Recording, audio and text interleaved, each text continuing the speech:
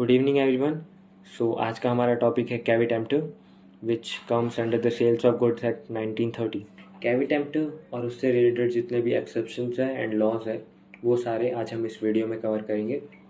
Before moving any further I want to tell you कि अगर आपको इसके हैंड रिटन नोट्स चाहिए ये कैविटेम्प्टर टॉपिक के, then you can refer my Telegram channel जिसकी लिंक आपको इस वीडियो के डिस्क्रिप्शन में मिल जाएगी।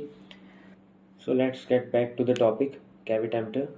सो कैविटेम्प्टर एक लैटिन फ्रेज है जिसका मतलब होता है let the buyer be aware. And caveat emptor हमें ये बताता है कि it's a buyer's responsibility to choose the goods for him जो भी उसे सूटेबल लगे। एंड इससे रिलेटेड क्या क्या इश्यूज होंगे जब सेलर लायबल होगा, that's what we are going to understand here and what this caveat emptor actually states. So caveat emptor एक लैटिन फ्रेज है जिसका मतलब होता है let the buyer be aware, मतलब बायर को खुद जांच परख करने दो उसे जो भी खरीदना है उससे related. And seller has no duty to comment on the suitability of the goods for the buyer, means whatever buyer needs to purchase, buyer will himself make a decision for that and seller should not jump in between and ऐसा बोले कि नहीं तुम ये खरीदो it's better. सो ये चीज़ का ध्यान बायर को रखना है, ठीक है। That's what this doctrine tells us. And then buyer will himself make a proper selection of goods for which he will be himself liable.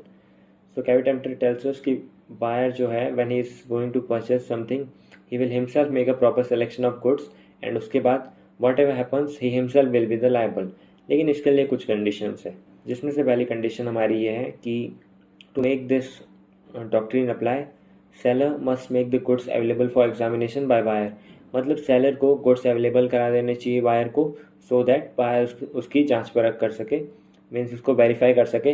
But वो वेरीफाई करे या ना करे दैट्स नॉट समथिंग जो सेलर का इशू है। Like seller does not need to think about कि उसने वेरिफिकेशन किया कि नहीं किया। Seller just need to make the goods available for examination by buyer, सिर्फ सेलर को उसके गुड्स सामने अवेलेबल कर देने हैं। देन बायर चॉइस करेगा विद और without verification, it does not matter.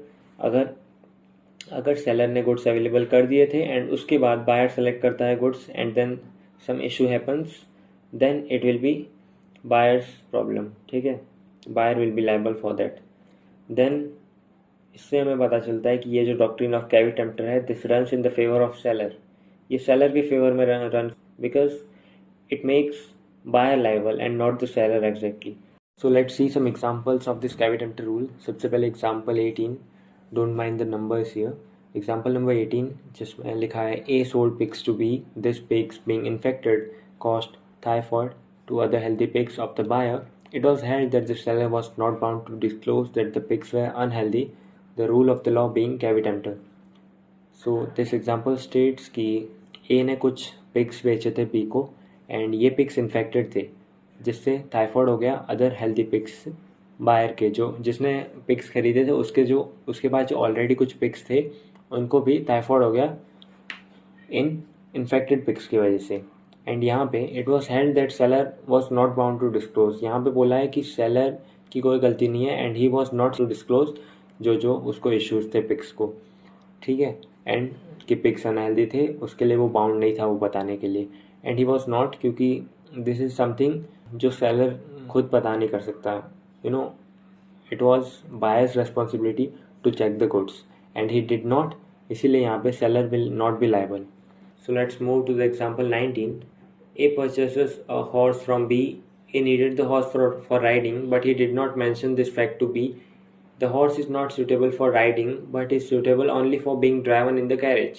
Cavitemter rule applies here, and so A can neither reject the horse nor can he claim compensation from B. ये example कहता है कि यहाँ पे दो पर्सन है A एंड B.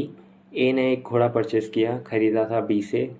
ए को वो हॉर्स राइडिंग के लिए चाहिए था लेकिन उसने ये फैक्ट मेंशन नहीं किया कि मुझे किस काम के लिए चाहिए। देन सेल होने के बाद पता चला कि जो हॉर्स है वो हॉर्स राइडिंग के लिए सूटेबल नहीं है and he is only suitable for the carriage, जो घोड़ा गाड़ी होती है उसके लिए वो सूटेबल है। तो यहाँ पे बिकॉज ए ने ये मेंशन नहीं किया कि उसे घोड़ा क्यों चाहिए, इसीलिए यहाँ पे सेलर लायबल नहीं होगा। एंड जो हॉर्स है वो जनरली जिस पर्पज़ के लिए यूज़ किया जाता है he is working fine on that topic as which is carriage. So with this our topic ends, and do like, share and subscribe if you liked the video.